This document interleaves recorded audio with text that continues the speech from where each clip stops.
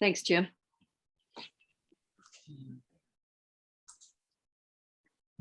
Now, wait, I guess a couple more minutes. I hope that the link works for a lot of people. We sent them the poster, right, with the link. So even if they click it on the poster, if it doesn't work, they could copy it and then use it, right? That should work. Oh, yeah. Yeah. No, it should be fine. I've tried it different ways. It worked fine. Yeah. Okay. All right. Hi, Anne.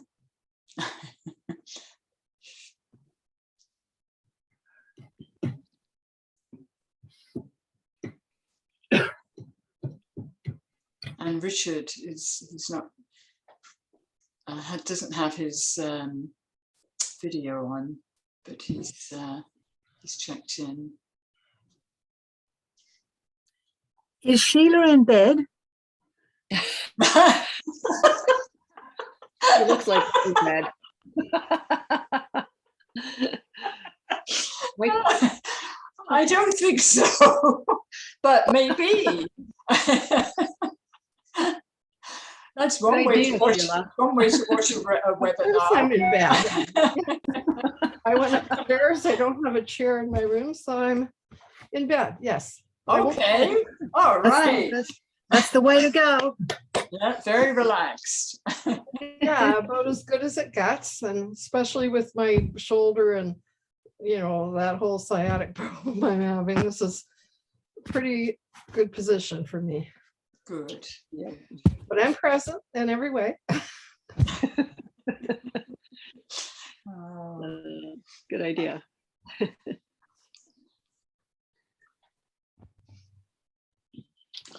Well, should we, what do you think, Shelley? Should we wait a couple of more minutes? Yeah, I think we've got pretty much all Hamilton 350 folks at the moment, which is, and then Lella. Mm-hmm. Now, Don Brown still hasn't joined us. Maybe he's having trouble finding the link. Oh. And he's one of the speakers, right? Does he want me to send it again, or? Maybe, yes. Hi, Paul. Okay. Hi, Joe and Ed. Let me just, okay. Hello. Hello. Hello. It works. Your speaker works. Yes, it's been working lately. It's happy. I don't know why. It was cranky before. Seems happy today. I was in another meeting earlier, steering committee, and working fine. So fingers crossed, all digits crossed. Right. Good. One of our speakers, Don Brown, is not with us at the moment, so Shelley is emailing him. He may have trouble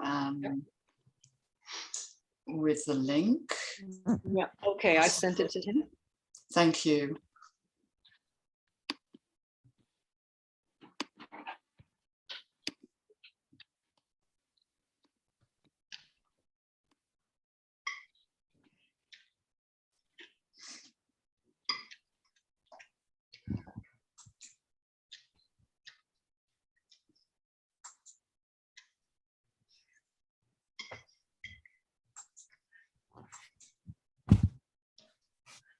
I'm just checking to see how many people are coming in.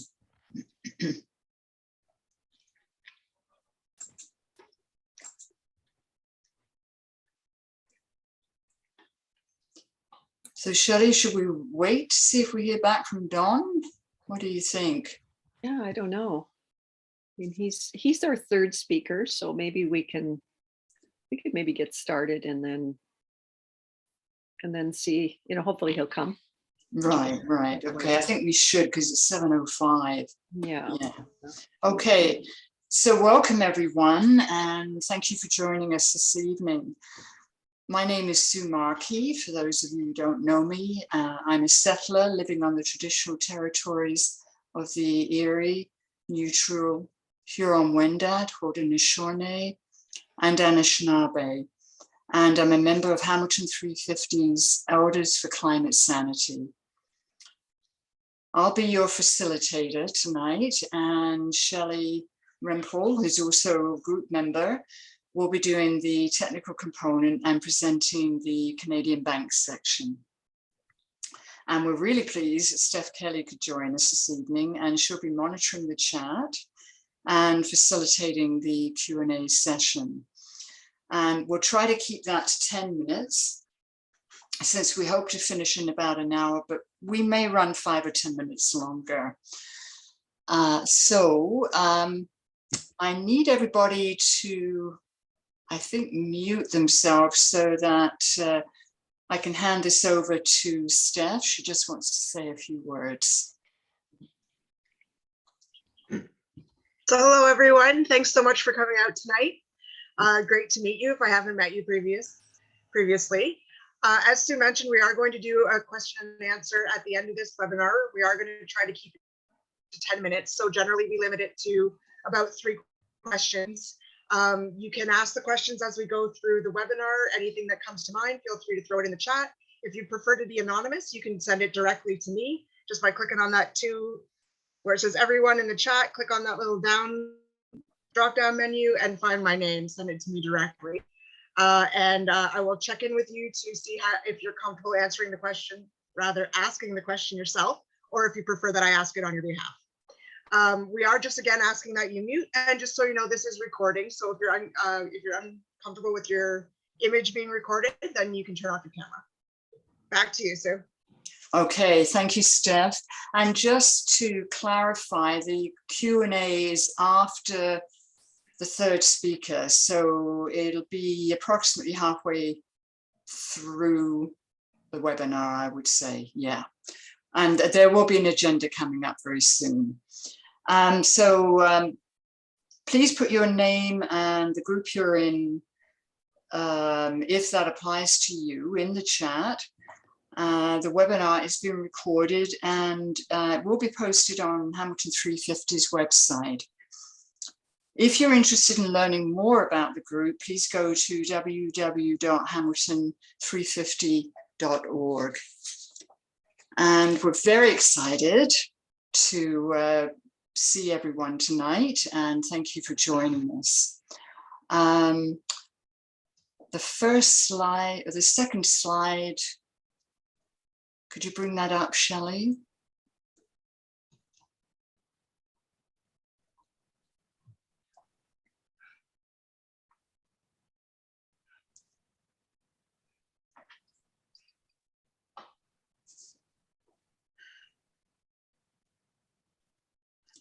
So as part of the land acknowledgement, we're going to play the music video Dead Man by Logan Stats. Logan's sister Lella appears in the video and she gave us permission to use it.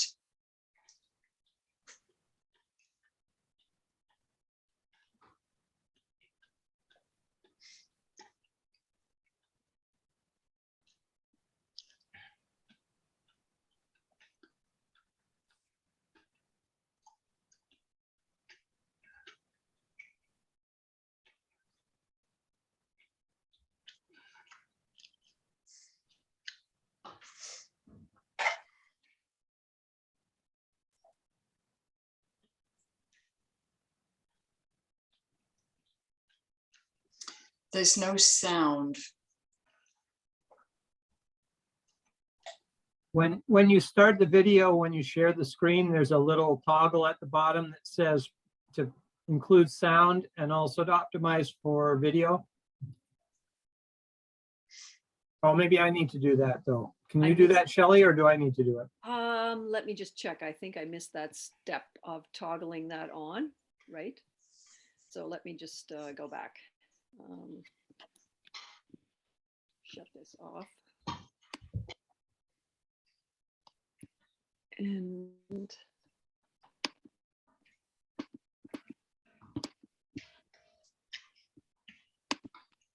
have to start all over, I think, here. Sorry about that.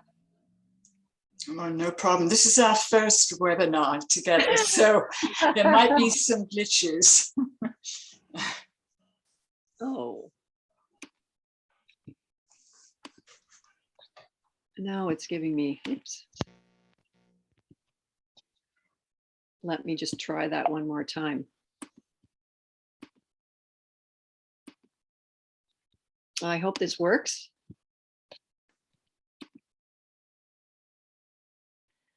Shego, my name is Logan Stout. Can you hear that?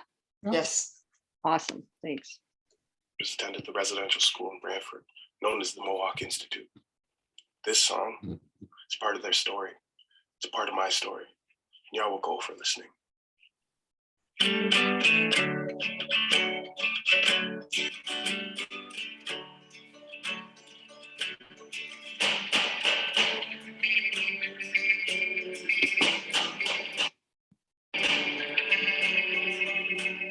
Dig up my bones, carry my body home, and I'll buy back my soul with the gold that I'm old. 'Cause I've been a dead man, just walking away, just walking away. 'Cause I've been a dead man, just walking away, just walking away. And give me back my love. And I think she's had enough. And give me back my love. And I think she's had enough. So I keep walking away.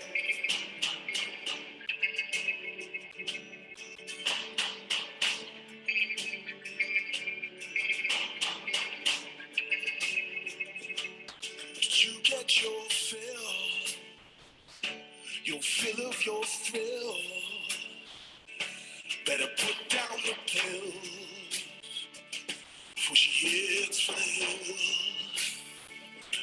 'Cause I've been a dead man, just walking away, just walking away. 'Cause I've been a dead man, just walking away, just walking away.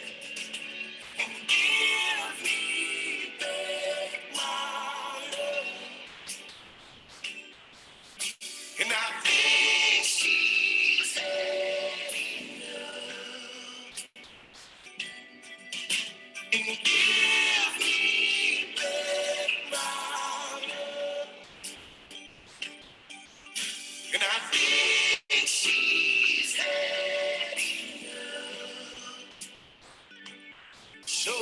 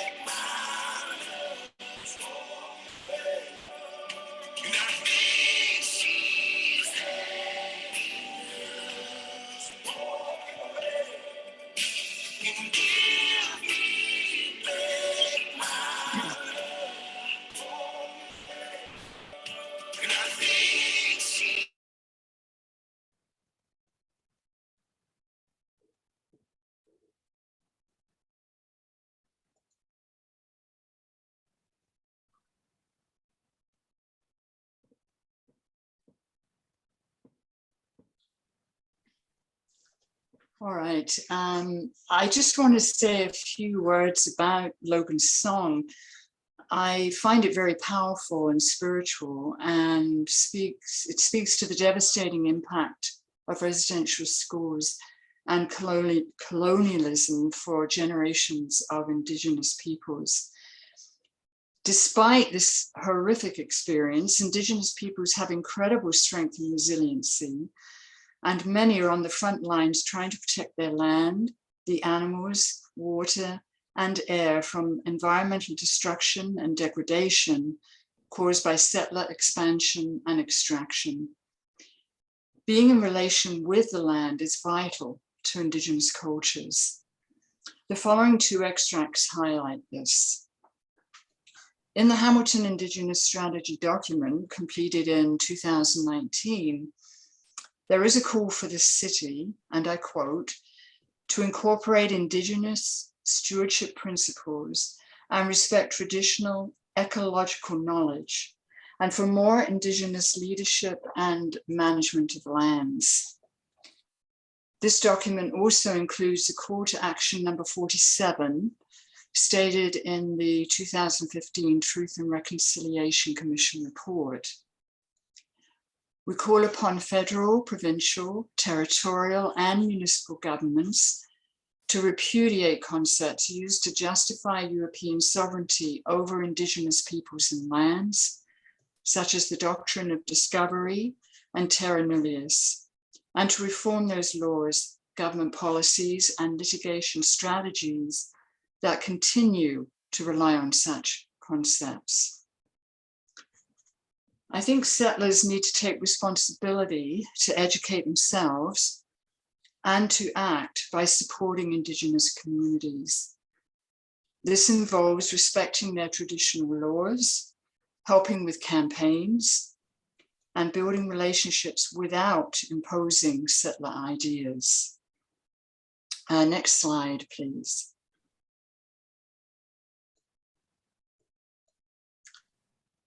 So I want to welcome our three speakers this evening, Trish Mills, Lella Blumer, and Don Brown. We really appreciate you being here and taking the time to present. After the speakers, we'll have the Q&A session, followed by information on Canada's 5 largest banks' fossil fuel investments, their CEO's compensation, and reinvestment alternatives. This section will also include the Wet'suwet'en specific call for RBC to divest from funding the Coastal GasLink pipeline, and information on how you can donate to the Wet'suwet'en Legal Fund. Finally, we'll provide further information with a list of action ideas, organizations, and resources. Next slide, please. When Shelley and I were started to plan this webinar, we thought that it would be a good idea to ask an Indigenous Wet'suwet'en land defender to speak. But we'd been advised by land defender allies against this. We recognize that land defenders have spoken out publicly at many events and in the media, and their message is clear and strong. It is unconscionable to ask them to use their precious energy and time to repeat their message when their energies are needed in the fight to stop the Coastal GasLink pipeline. There are many excellent resources to read and watch on land defenders across Canada, and we provide a brief list at the end of this presentation.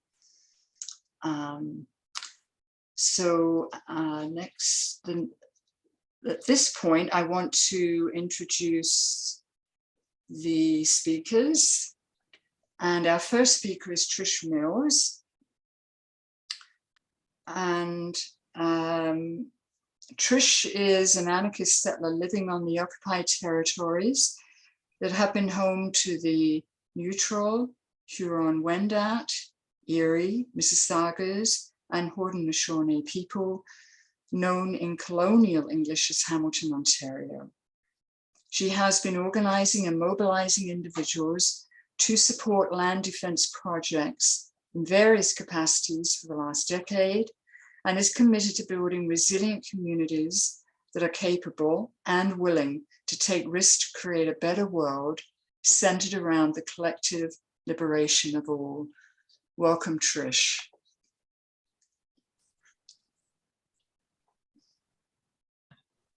Thank you.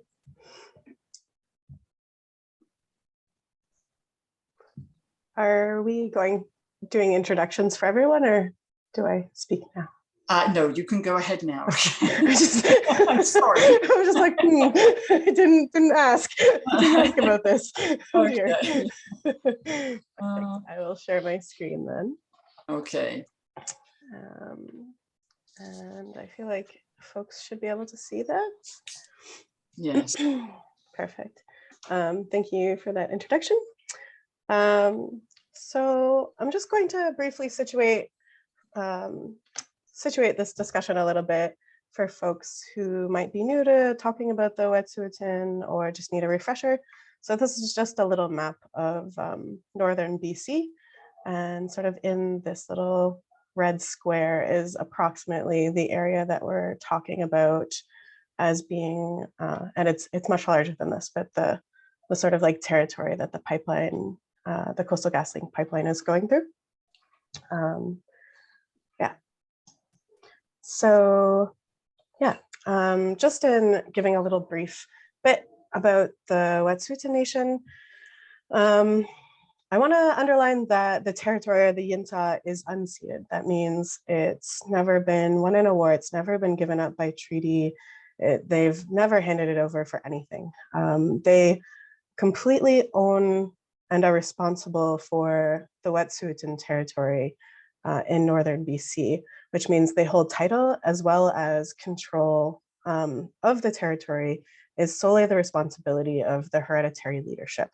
And while band council does exist out there in the same way that it sort of exists at Six Nations, they're actually just responsible for a small sort of like woodset, basically north of Houston, BC.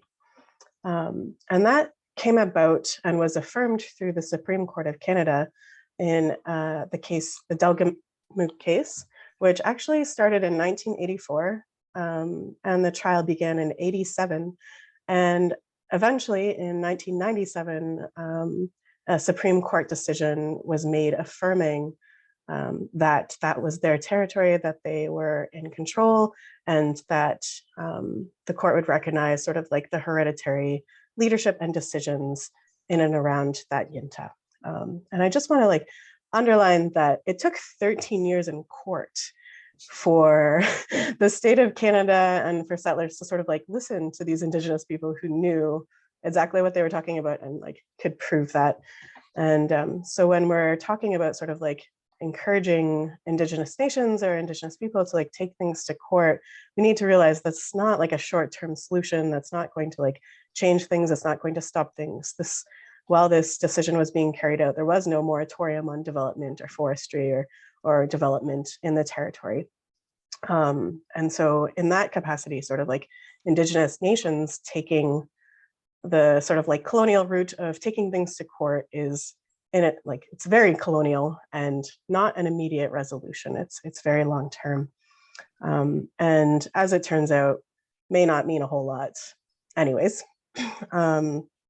because despite that decision, the court still allowed an injunction to be granted a few years ago. Justice Margaret Church allowed CGL to obtain an injunction against Wet'suwet'en people or anyone on the territory from interfering with the construction of the Coastal GasLink pipeline.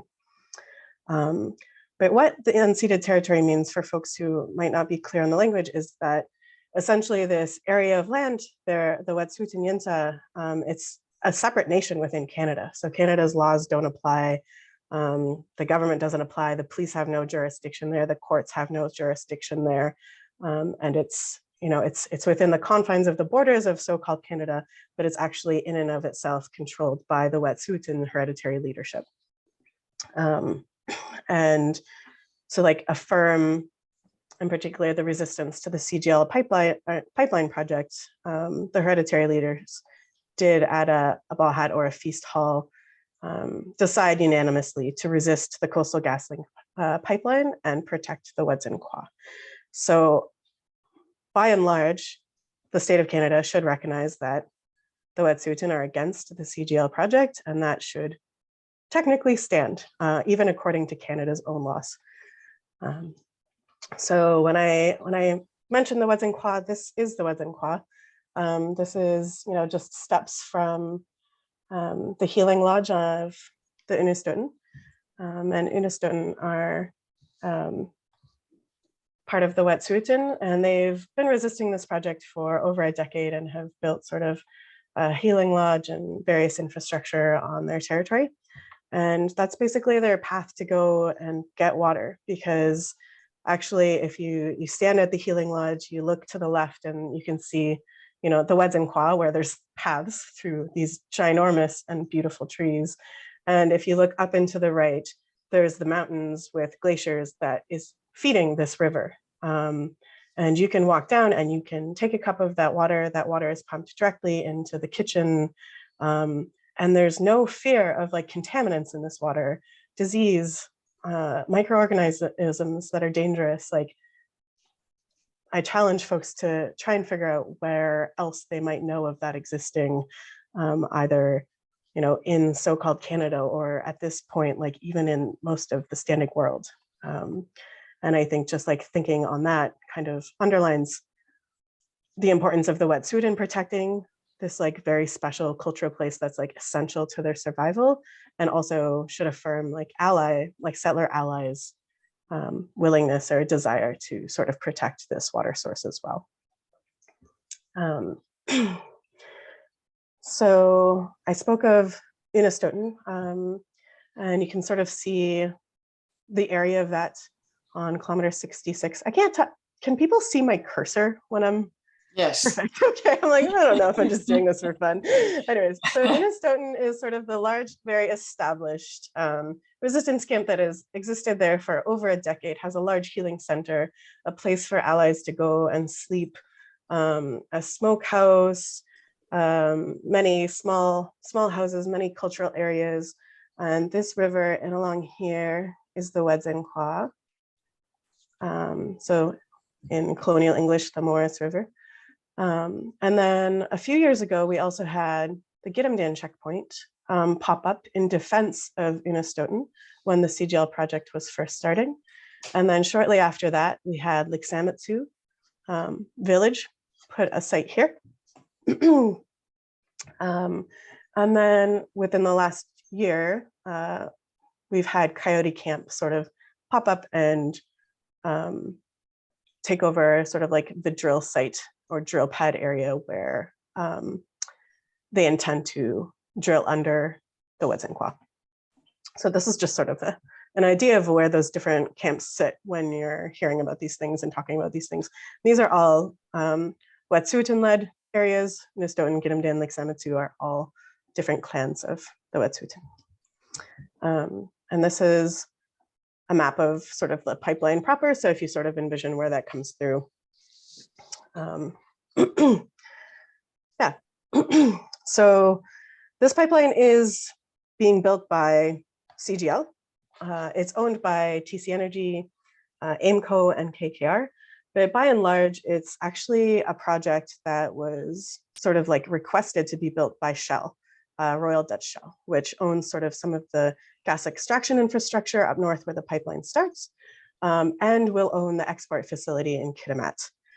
So basically they were like, hey, we have a bunch of things, we want to export it, let's build these two facilities. Who can we find that will take on building this pipeline project? And they found TC Energy, which was TransCanada at that time.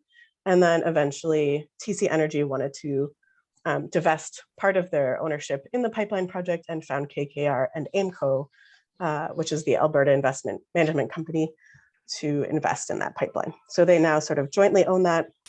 And it's funded by and large by RBC, which folks will talk about tonight, as well as most other large banks with any name are generally somehow involved in this project, either through insurance, investment, or providing funding. And obviously the government, both the NDP provincial government, as well as the federal government are in support of this pipeline, which sort of, you know, leaves a little sticking point in terms of being able to resist or like have hope for some sort of intervention from the government to stop the project. So that pipeline started being built several years ago. Over time, they've cleared trees and right-of-ways, like you can see in this. So you can see sort of the before, the mountains here, And this is a huge right of way going all the way back. You can see exactly where all of the trees are cleared in a rather large, sort of like wide right of way. That has resulted in the destruction of berry picking areas, medicine areas. They've disturbed sort of the moose population, as well as like lynxes. Like if you're up there, you just like see lynx sort of running across the road everywhere now. Like they just don't really know where to go. And has had an impact on like cultural areas. They've found cultural artifacts. They've destroyed part of a heritage site, the Queese Trail, trading areas of the Wet'suwet'en, lots of different things. And here's another sort of like before and after, just to get a sense of trees, and then after the clear cut with the matriarch seeing that. So this construction has been happening over the last several years. And of course, about every year, every once in a while, the RCMP attempt to come in, or they do successfully force their way into the territory and unlawfully and, quite violently remove Wet'suwet'en people from their territory. And at first it's sort of just Unistoten and Coyote Camp, Unistoten and Gidimdan, and then it also became about Coyote Camp. And each time the RCMP have come in, they've subjected the Wet'suwet'en to sort of like incredibly violent raids that are happening on unceded territory. So if you remember back to the very beginning of what I was saying, even according to the Supreme Court of Canada, the RCMP have no jurisdiction on this territory. Canada has no jurisdiction on the territory. This is not Crown land. Canada should be in no way involved or on that territory unless they're invited, which they are very clearly not. And this has sort of gone on every year since 2019. The RCMP come in with guns, with dog teams, with snipers, and they remove people from the territory, charge them, tie them up on criminal charges, and go through the process of like having those charges dropped and thrown out, and then returning to the territory to continue resisting the CGL pipeline, which is still being built. Now, obviously the impact doesn't stop at sort of like the arrests. We can look at this in the context of like colonial history, colonial force continuing to like enforce this, thinking of residential schools and how the RCMP were essentially like created as a body to clear the plains and bring Indigenous people to residential schools so that they could make way for the railway or for colonization. And then we have like the very like clear violence of videos with the RCMP chainsawing through doors or using axes, using snipers, the arrests themselves, the forced removal of the territory, the enforcement of the destruction of the Wet'suwet'en cultural areas, the burning of people's homes. So the latest raid, people were removed from a cabin, and either the company or the RCMP, who were the only people left on the territory there, set fire to one of the people's houses. They set fire to the house. And then of course, there's like for the pipeline building infrastructure, there's lots of man camps, and we can look at this in the context of missing and murdered Indigenous women. If you like drive up there, there's litter on the roads. There's a lot of harassment from workers and anger. There's a lot of like settler men who create sort of like a lot of fear, intimidations. People come by and shoot at the Unistoten sign at the bridge. Like there's a lot of like fear and harassment that has been cultivated in the area from settlers, from the man camps, from people there to construct this pipeline, as well as the state that is trying to enforce the construction of this pipeline.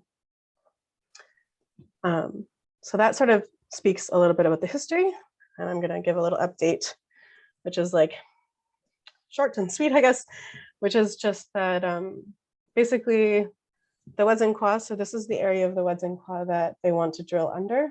So on either side of this is one of the widest sections of the Wedzin-Kwa actually. And on either side, contractors have set up drilling pads, and at this stage in time, they're essentially ready to start drilling at any point. So sometime in the near future, in the next few weeks, they will likely start bringing equipment, pipelines, and begin the actual physical drilling under the river. And sorry. And what that sort of means for us, for people who've been involved in the struggle, for folks out west, for any allies, is that the struggle that has been going on the last several years is coming to a head. CGL is the first pipeline that will be built through the area, that is like forcing themselves through the area. And the resistance to the CGL project has always been about, for the Wet'suwet'en, about, first of all, like consent and their their power and like responsibility for the territory, but also just like saving their territory from the damage and the Wet'suwet'en. So it's been heavily about the Wet'suwet'en. So in terms of, sorry, COVID brain, but in terms of sort of like the climax of the movement, this is the climax of the movement. Like this is sort of the final showdown that has been building for the last 3 years. So while urgency has existed, like emotional urgency has existed in the last 3 years in terms of the project overall, right now what we're faced with is factual urgency, which is if we collectively don't resist this project to a point where we can stop the drilling under the river, then we have ultimately lost that particular part of the struggle, which is not to say there weren't gains in areas of the struggle along the way, but in terms of this particular goal, we will have lost. And I'm hoping what that does is sort of pull people to attention and be like, wow, this is really important right now. And we really need to prioritize this struggle and put a lot of energy in it in any way that we can, and challenge our sort of like our own comfort, essentially. Because to some extent, we're responsible for this project going through. A lot of this in general, not just with the Wet'suwet'en, is our fault. It's the fault of our ancestors, our government pushing things through, our government ignoring its own rulings and treaties, the government implementing systems to put on Indigenous people, including like capitalism or band council systems. Those are things that we've failed to challenge and have benefited from. And it's our comfort in capitalism, perhaps, or our comfort in like sort of like the state of things that, may or may not keep us from like speaking out or taking risk to resist this project. The systems that our ancestors and our government have like essentially instilled, some of the things that we hear when it comes to Indigenous struggle against like extraction projects is that band council signed on, or the Indigenous nations signed on, or people need jobs, which is all true, but they need the jobs to get money to participate in the system of capitalism, because colonialism and our ancestors and our government have, in a lot of ways, destroyed the possibilities for Indigenous nations to like retain and continue their culture and the ways that they existed on this continent for generations before us. If mining extraction goes and poisons water, forestry poisons water, and we don't give them any water, any Indigenous nations have no source of water, then obviously they will need to somehow obtain water to survive. So what I want us to do is also like consider, in an uncomfortable way, I like challenge people to like really dig into those like uncomfortable things of like, how am I individually, collectively as settlers responsible for the situation that the Wet'suwet'en are in? Or even if we're talking about like Land Back Lane and Six Nations, sort of examining our roles critically in terms of like what we're doing, what systems we're benefiting from. And ultimately being like, if I'm not holding my government, the state, responsible for ignoring decisions of the Supreme Court, if we're just allowing the government to like walk all over different nations, then it's our complacency in all of this that, and like lack of accountability, that allows the things to continue.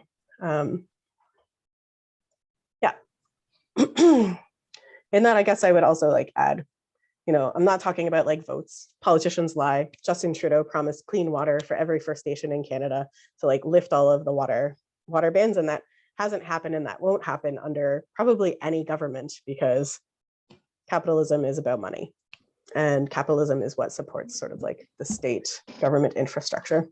That's just my anarchisty thing. Something to think about. So last slide, which is just basically, so what do we do? How do we push back? I mentioned earlier sort of factual urgency and our responsibility. I encourage people to acknowledge that we're beyond writing letters, we're beyond petitions, we're beyond voting someone different in. I think divestment, which is a strategy people will be talking further about tonight, is really important because it hits, you know, it hits the pockets of different things. But I also encourage people not to like put all of their eggs in one basket. Any other institution, so if RBC were to suddenly withdraw, which based on their recent actions, it seems like they're more willing and engaged to ignore the wet'suwet'en people as well as their allies. But if RBC were to, for example, be like, this is too much, then it's a financial opportunity for any other bank to step up and cover it. And we sort of saw that when TC Energy backed out of the pipeline and sold to INCO and KKR. And we've seen that in other projects when other sort of insurance providers or backers sort of like step up when others step out. So I'd also just like encourage other action. I would encourage supporting actions if you can't take action, and sort of like building action in a way where it's larger, where it's disruptive, where it demands the attention, where it puts decision makers in a spot where they can't say no. And I mean decision makers with CGL, with TC Energy, as well as our own government. If folks think of the railway blockades that happened in 2020, the intention of those rail blockades were like, yep, rail is associated with colonialism for sure. But what it also does is provide a massive amount of money to the state and the economy. And by attempting to sort of like interfere with that, to choke that off again, it forces the state to the table with the wet'suwet'en. And we saw that happen. That was successful. And in the middle of like all of that building, COVID happened. And we're back to this point now where we're just like, we need to continue that. We need to somehow build to the momentum and start like creating further pressure, or we're going to lose. And this deadline, this theoretical deadline of the drilling, it's happening soon. So just taking that very seriously, the urgency very seriously. Underlining again, sort of like, if you're not taking part in particular actions, at least attempt not to denounce it. You know, there was a really successful sabotage action out west recently that actually put off construction for at least a month so far. So CGL was looking at starting drilling, you know, in early spring, so kind of early April. And late one night, folks went into the site out there and in a large group, and they scared security away, which was there.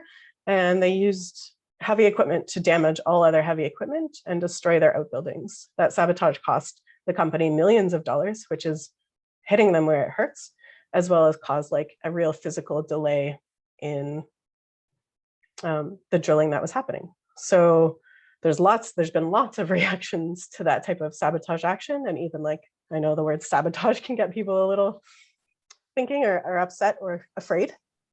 But thinking about the reasons to like support that, which is, as settler allies, who the heck are we to say how they're going to resist a pipeline to save their own lives? You know, we don't actually get that say. So supporting things that delay the pipeline, you know, that attack didn't happen out of nowhere. That attack happened after 3 years of CGL and the government failing to respond to the concerns of the wet'suwet'en. And we're now down to the 11th hour and people are desperate. It's self-defense at this point. Anything that happens out there is self-defense. And we really need to look at it, I think, in that lens. Yeah, I think that's pretty much all I want to say. Just again, encouraging folks to think about individual responsibility, collective responsibility, think about this in the big picture. And in terms of like personally looking at the ways that we're each comfortable with houses, maybe without charges, maybe just like in jobs, and realize that those comforts are comforts that the Wet'suwet'en don't have right now, that they contribute to our complacency, and that there's a need to challenge those comforts when it comes to this struggle, is what I would say. And yeah, I'm all done now. Okay, thank you, Trish. Excellent presentation, and thank you for putting it in a historical perspective, and your images are so beautiful, of Wet'suwet'en, the mountains, and makes me feel very sad that if this pipeline goes through, the amount of damage that would be done there. And makes me think of my experience when I lived on Vancouver Island back in the 70s, where there was clear-cut logging, and I would drive along logging roads and just accepted that that was the way things were, didn't question it. So to what you're saying about as settlers we are responsible, I am definitely responsible for that. So thank you very much, and we need to move on to the next speaker, Lella Blumer. And Lella is the coordinator for our kids. She's worked and volunteered in the nonprofit sector for 30 years while raising 2 children by spending as much time outdoors with them as possible. She's the daughter of immigrant settlers and currently lives and grows food on lands long stewarded by the Anishinaabe, Haudenosaunee, and Lenape peoples, now known as Southwestern Ontario. Welcome, Lella. Thank you so much. And Trish, I just want to say I appreciated so much your very compelling presentation.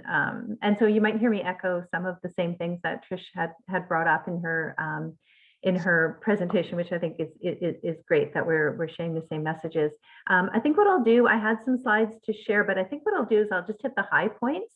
Because I see there's some questions coming in the chat as well, so I want to leave time for that. So, and I do want to share while I have you here, just really deep appreciation for the Elders for Climate Sanity, because all of you, you continue to inspire me and parents across the For Our Kids network, just through your ongoing presence in front of the banks, like almost weekly, you know, what you did at the RBC AGM last week, all of the actions that you take.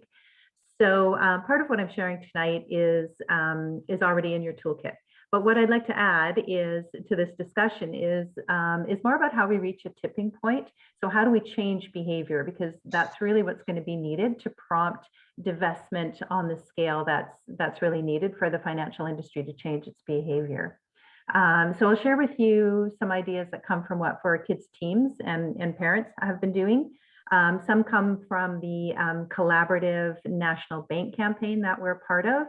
And then some of them honestly are my own observations about how we reach a tipping point and how you change behavior. So what I'll do is I'll share, I have this cute little acronym that I was going to share with you. And so if I send the slides maybe afterwards to be shared, that might perhaps help you help trigger the memory of what I'm going to say. So anyhow, to start with, we all bank, right? We all pension. Even if we're not with one of the big 5 banks anymore, we're part of the CPP or another major pension fund. And that means that at this point, we're all part of subsidies and investments in the extraction of fossil fuels. And that amounts to more than $700 billion since 2016, and which is when Canada pledged as part of the Paris Accord to drastically reduce greenhouse gas emissions. So more than 700 billion has been spent by the top 5 Canadian banks since 2016. And last year, the amount invested, so that's RBC, TD, Scotiabank, BMO, and CIBC, They actually increased significantly their investments last year in fossil fuel industries after they'd been going down for a couple of years.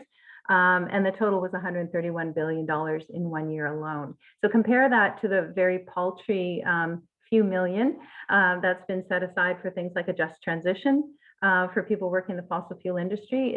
It boggles the mind. So, and we've already heard just now from Trish about how RBC is violating Indigenous rights by funding the Coastal GasLink pipeline. But honestly, none of the big 5 banks are innocent. And in fact, even smaller national banks and even some credit unions hold stocks in fossil fuel companies. So we're all part of this picture. That's sort of the set the stage. So it is very frustrating, but it is also an opportunity because we're all part of this very unhealthy and immoral setup. So we all have a part to play in transforming it. And so that's what I'd like to focus on tonight, because there are a ton of actions out there and campaigns happening against banks. There are a ton of actions against fossil fuel companies and like hundreds of actions generally in the environmental and climate justice movements. So how do you find one where you can have an impact?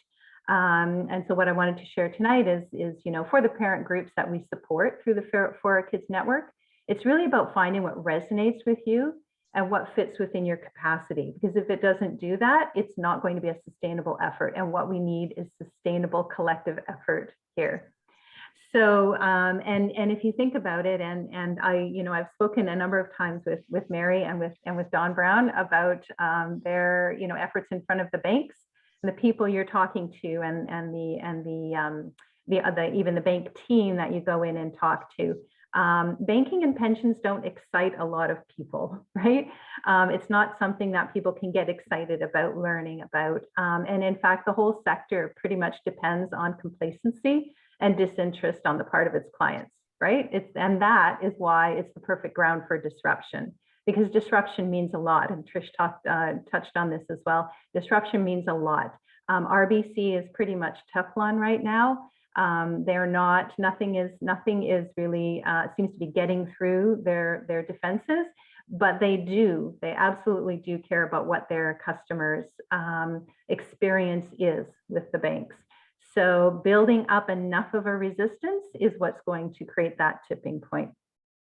So thinking about how to capture the sort of the vastness of this issue is how I came up with this whole acronym based on the fact that if we accept that each of us has a part to play in transforming the investment sector, if we use that word part as an acronym and we look at what each of those letters can stand for, that's where I'd like to, how I'd like to approach this. So if we take a look at the letter P, it's all about being public. This needs to be a public battle. We need to make it public. So there are members of this group that know that very well.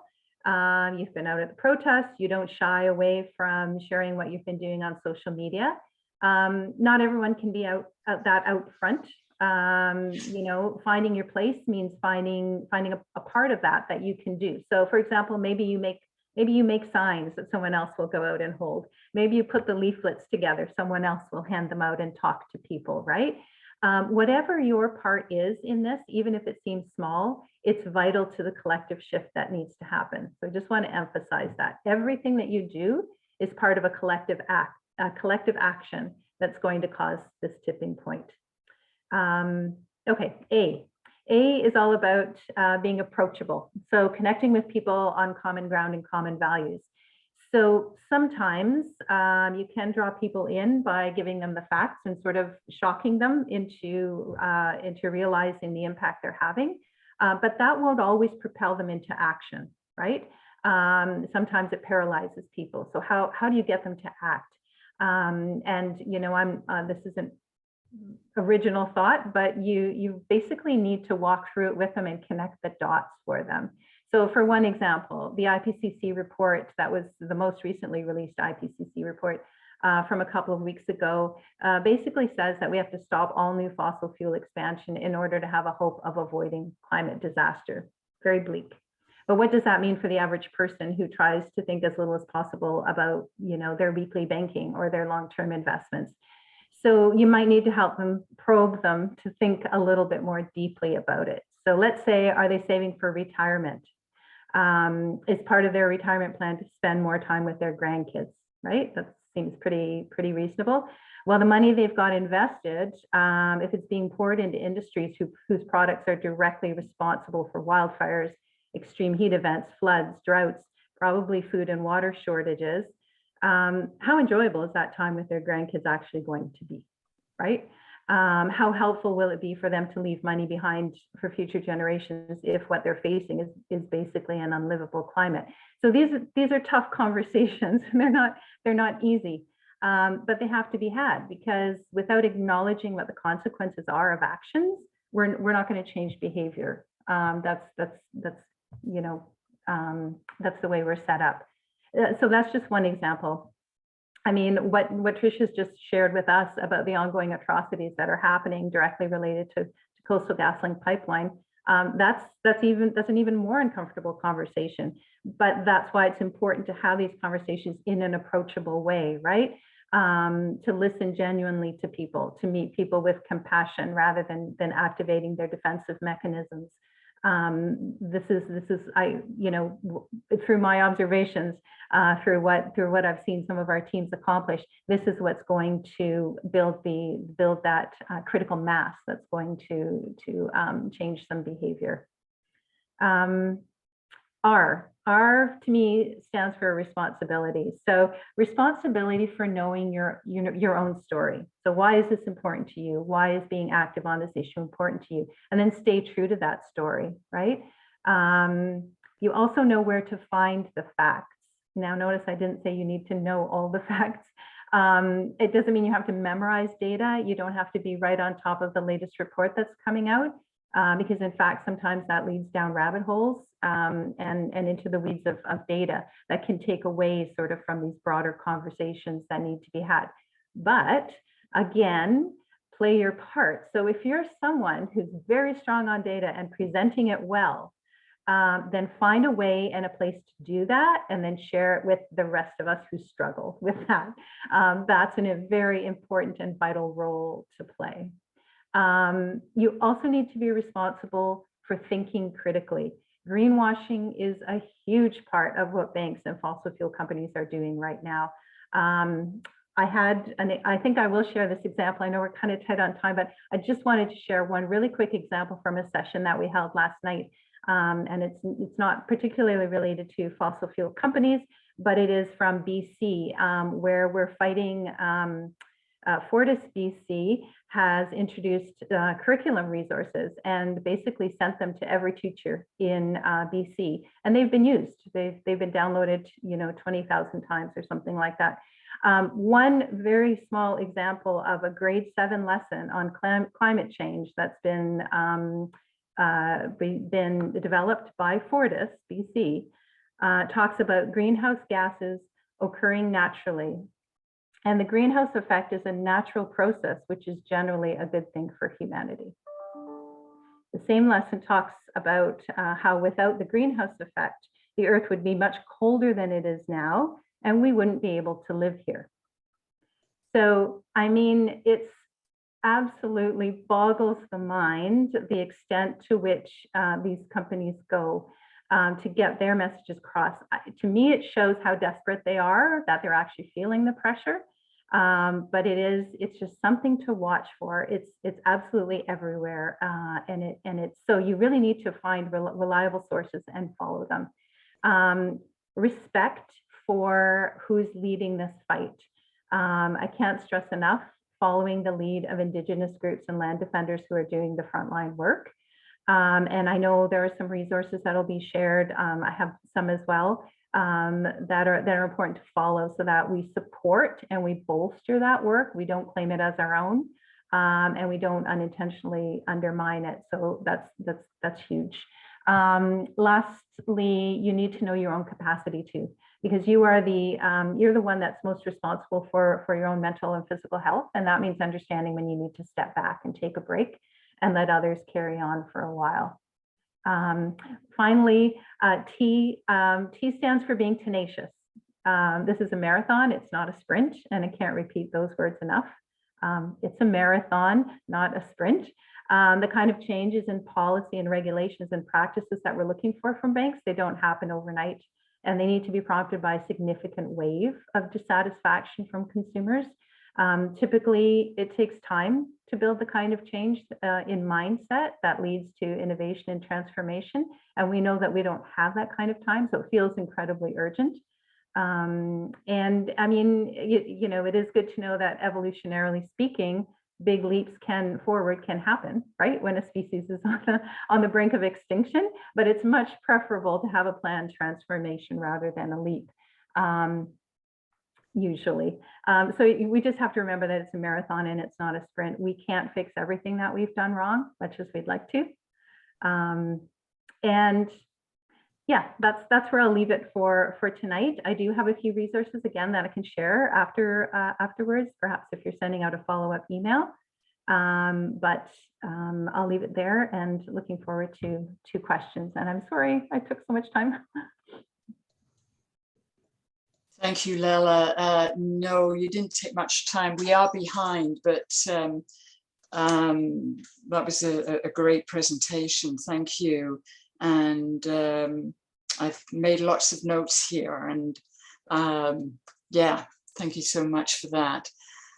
Moving on to our next speaker is Don Brown. And Don is a member of Elders for Climate Sanity. Since his retirement, he has been affiliated in various ways with organizations such as the Hamilton Wentworth chapter of Canadian Organic Growers, Canadian Food Conferences Canada, the annual Guelph Organic Conference and Trade Show, Hamilton chapter of the Council of Canadians, and a board member of Positive Power Cooperative, researching community-based wind co-ops in Flamborough Township and Halton County. Welcome, Don.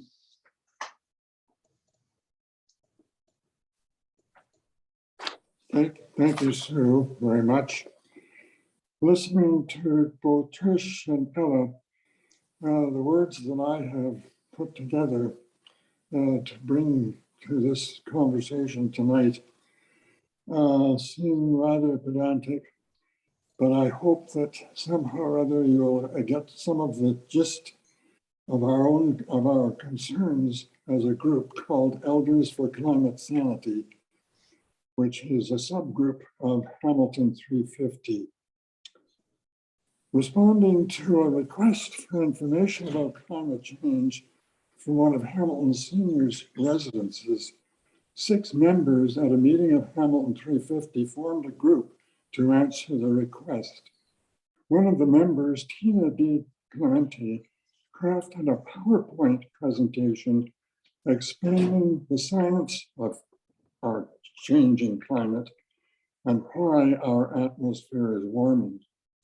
Beginning in March 2019, 3 years ago, with backup from our group, Tina made 25 presentations to seniors' residences, churches, and other community organizations in Burlington, Dundas, Hamilton, Oakville, and Waterdown. Well, then came the pandemic.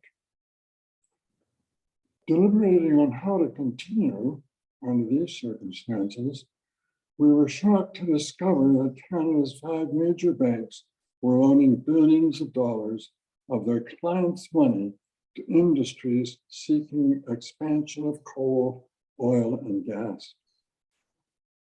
This prompted us to act in 2 ways.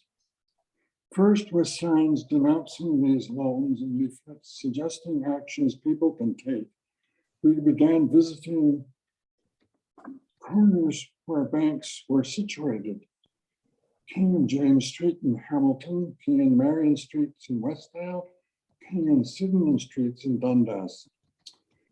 On a one-time visit to the Lime Ridge shopping mall on Upper Wentworth Street in Hamilton. On each occasion, going by twos, we met with the several bank managers, informing them of the reason for our action.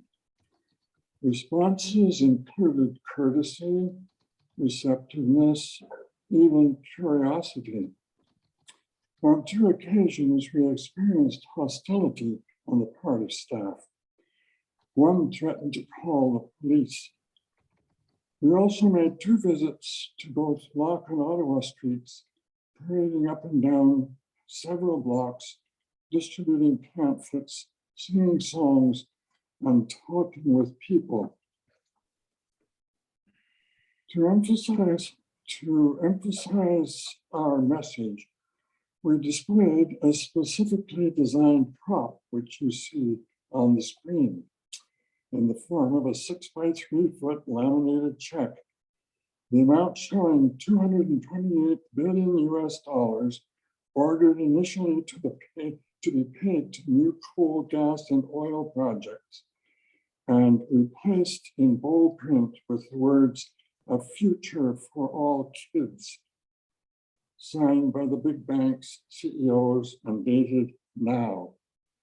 This became a favorite support piece for our actions, and while walking on Lock Street, we entered the Royal Bank at the corner of Lock and Main Streets, carrying the check inside, staying a short time offering handouts to customers waiting to be served by the tellers, and then quietly left. Our handouts, "Your banking makes a difference and money matters," offers actions people can take, including asking, even demanding, that your bank stop supporting life-destroying industries and alternatively investing in a credit union which supports the community and ethical investments supporting cleaner sources of energy. On our visit to the corner of King and Sydenham Streets in Dundas, where there are 4 banks just before Christmas, we were joined by members of Hamilton 350 and the Hamilton Unitarian Church. With the help of a loudspeaker system, all 28 of us sang songs with words suited to our action. Making use of the carol, "The First Noel," we changed Noel to "No Oil." To ensure the managers that our actions imply no ill will towards them, we offered them and their tellers homemade shortbread. The second action involved our writing letters to the CEOs of the 5 banks, urging them to set targets for net zero emissions earlier than 2050. So far, the answer, and giving them details that have been already discussed here today. So far, the answers to these letters have largely been in the form of greenwashing. In hopes of having Tina's presentation about climate change reach a wider audience during this time of COVID restrictions, Tina enabled her presentation to be filmed and formatted for YouTube. It's now available on the Hamilton 350 website entitled, "Why is the Atmosphere Warming?" Elders for Climate Sanity intend to keep our bank action going. And I think the stimulation that we have had tonight will increase our own intensity and realize our own part in this whole matter. Just one further little note. Last Thursday morning, 4 of our elders appeared in front of the Toronto Metropolitan Conference Centre on Front Street in Toronto, where the RBC had planned to hold its shareholder meeting. The in-person setting had suddenly been cancelled the night before in favor of a virtual one. Nevertheless, we displayed our signs, gave out leaflets and letters addressed to the RBC's CEO. During our stay, 3 Sowetan male chiefs appeared with 2 women, discovering to their dismay and disgust that the in-person meeting of the shareholders had been abandoned. The chiefs in turn spoke their message to us as we stood outside, and the others who were standing by with us, and the 2 women performed a ceremonial drumming before departing. I hope that tonight's webinar will increase our efforts and our intentions to keep up our work and in tune with all of the rest. Thank you. Thank you, Don, so much. It was very heartfelt, and I appreciate the talking about all the things that the elders have been trying to do. And I think we've got a lot of, or some reflecting to do on some of our activities and actions. Yeah, thank you so much. Now, we are supposed to have a Q&A session. We're running quite a bit behind. I just want to check in with you, Shelley, whether I would like to, I think we should probably proceed with the Q&A. And we may need to cut short the second part of the webinar, right? I think that sounds like a good idea. Some of the information on the banks and so on has already been shared by the presenters. So I think that's a good plan.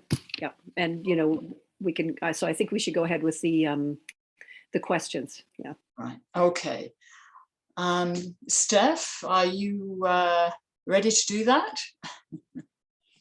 Yeah, absolutely. And Trish, don't worry, you weren't rambling. Everyone's presentations were so thorough.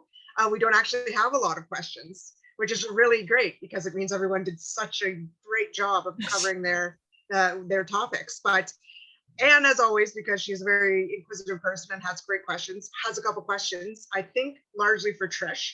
And Anne is always great at asking the questions to the panel herself. So Anne, if you'd like to take the floor, you can go right ahead. Thank you. Okay. Yeah, right. Thank you for the great presentations. It was very informing and very well presented. Thank you. I have two questions. The first one is the land, other than that owned by the Wet'suwet'en people, Crown land? The other land through which the pipeline will pass, is it all Crown land or is some of it privately owned? No, actually, the majority of all land within British Columbia, about 95%, is unceded Indigenous territory, which basically means blatantly stolen, not even through treaty. It just means colonized. So the pipeline runs basically through entirely Indigenous lands, and some band councils have signed contracts with CGL for the CGL project. But yeah, no, it's all Indigenous lands. Okay, fine. So that there's no, in a sense, there's no protection then, if they're going through the ones that are treated lands the way they are, and that you have these other lands that are untreated, then there's no way that those other bands can do much about it, right? I mean, so far the protection on CGL's part has been sort of pitting band council and hereditary leadership of the unceded territories against each other. So CGL and the government, you know, they've approached band councils that exist out there. The band council system is something that was installed and forced on Indigenous nations by the colonial governments many years ago. In some cases by force, as in like the RCMP showing up to longhouses and that with guns, as happened at Six Nations. So the same sort of thing, like they've approached the band council with contracts to say, support this, we'll give you some money. And also, by the way, you can't speak ill against it, and you actually have to like denounce anyone who's speaking ill against it, which leaves band council in this position where they're denouncing their entire communities, which we've seen both with the Wet'suwet'en people as well as like some other like Gitxsan folks as well. And unfortunately, not a lot of nations have sort of like stood up to resist the pipeline in the face of that division. You want me to ask the other question? Okay, I'll ask the other one. And if the pipeline is bulldozed through, has the government and other agencies discussed compensations with the Wet'suwet'en people? Have there been discussions for compensation if it goes through, or has that not been discussed yet? I think the compensation conversations have happened strictly with band council. And even in the case of the Wet'suwet'en, the band council has signed on and they will get a payment from CGL when the contract is up. But where that money goes and whether that's actually worth the cost of this pipeline is a whole other matter. It's essentially an Indigenous nation trading a huge amount of natural and cultural resources for their band council leadership or their colonial leadership saying, sure, thumbs up.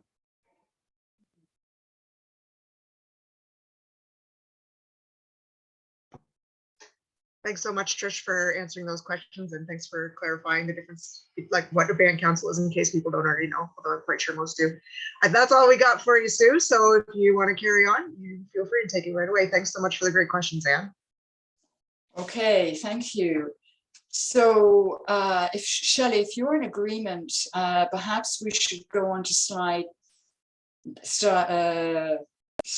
with slide 9.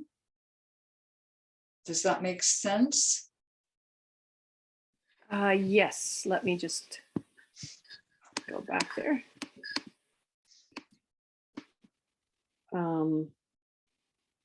Is this the one you're talking about? Yes.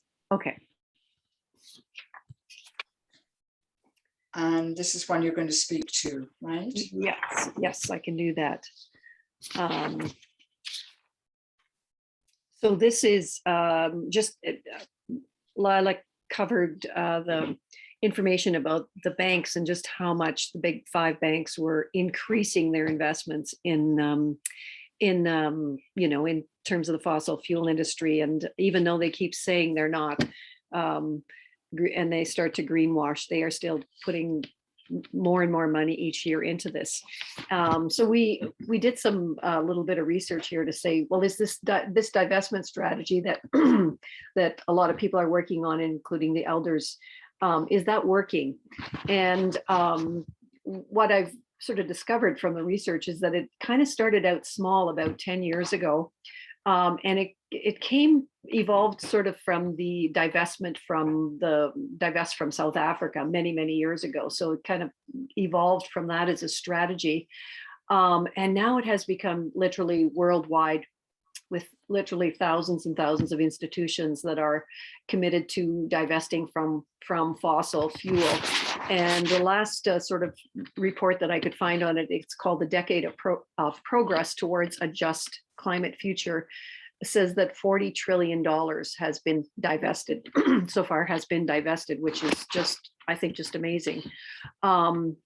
The targets of the divestment tend to be universities, city governments, pensions, banks, of course, foundations, and many others.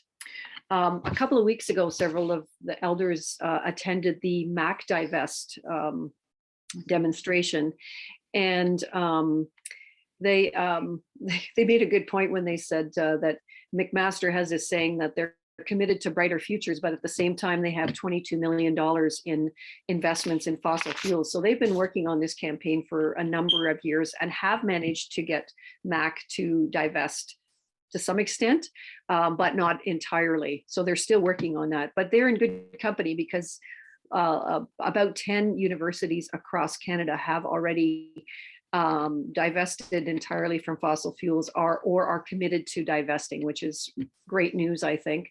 I found information that about 92 in the United Kingdom have divested, and around 1,500 in the United States are divesting or on the road to divesting. Recently, there was an article in the paper, so it's not all good news.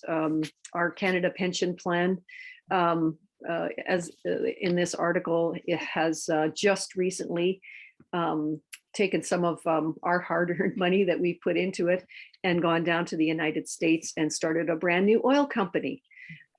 So down in Colorado. So keep posted there. We want to try and continue the campaign to also have our pension plans divest as well.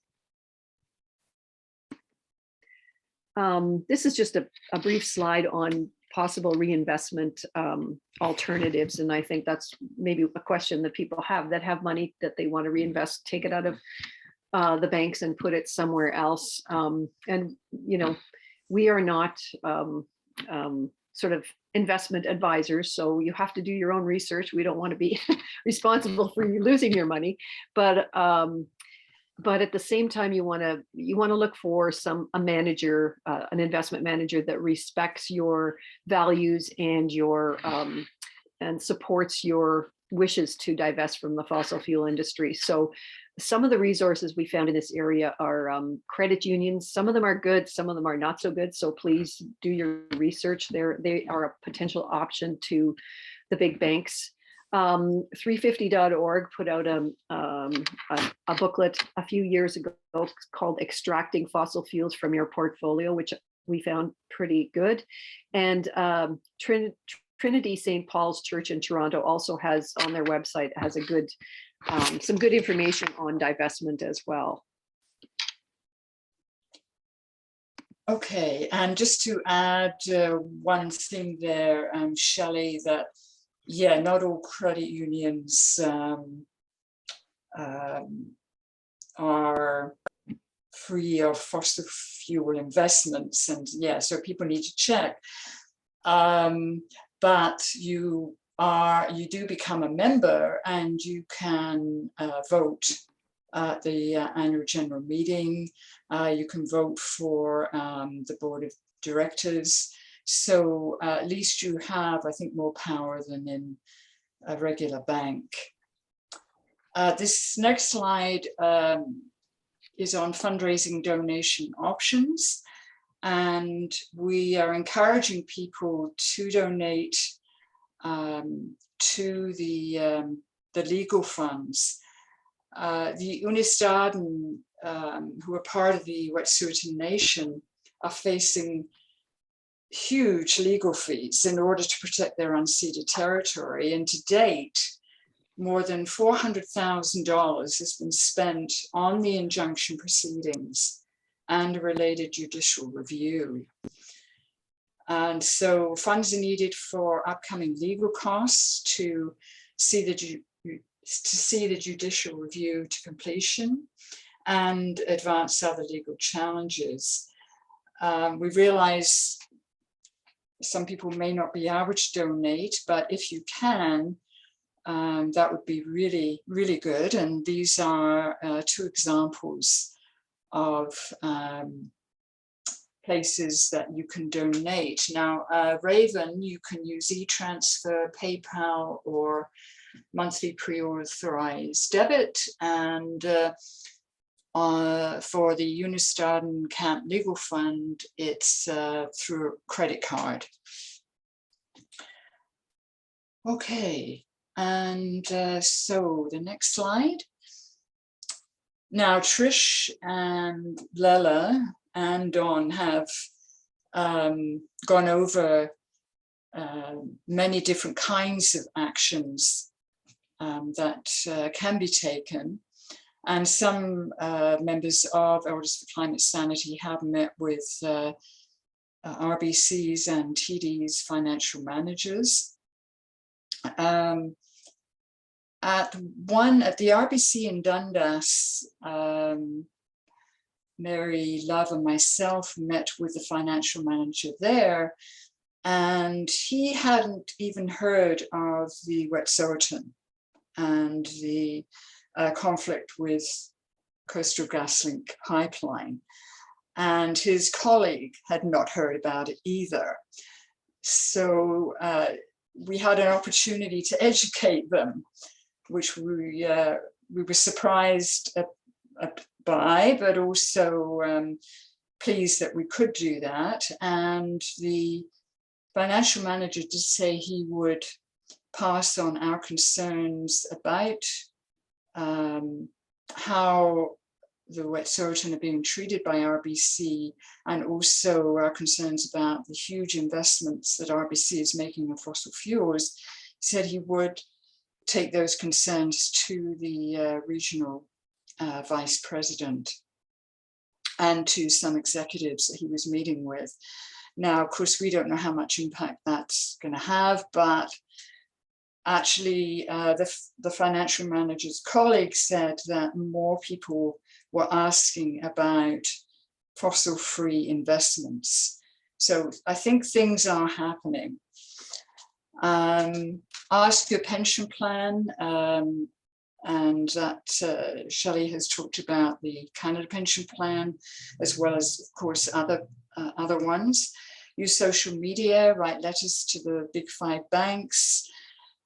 You may get a lot of greenwashing, but I think the more letters they get, it could have some impact. Write letters to the editor, sign petitions, attend events, rallies, and demonstrations. Join environmental groups. Talk to family and friends, and finally use your creativity. And the next slide, please. And so here's a list of some of the groups campaigning for bank divestment from fossil fuels. And I'd like to add one more to that, Decolonial Solidarity. And I think they're based in Montreal. They had a webinar on Sunday, and they're actively organizing and mobilizing people based on on a campaign that took place in Australia. And the next slide. So here's additional information, and resources you can read and videos to watch. This has been recorded, and the webinar will be put on Hamilton 350's website. So you can follow up if you want to check out any of the resources. So that is the end of the webinar. And we'd like to thank you so much, everyone, for coming, and especially to all the speakers, Trish, Lella, and Dom. We really appreciate your time and everything that you had to say this evening. And Steph, thank you so much for monitoring the chat. You did a great job. So yeah, I think we can finish now. Thank you, everyone.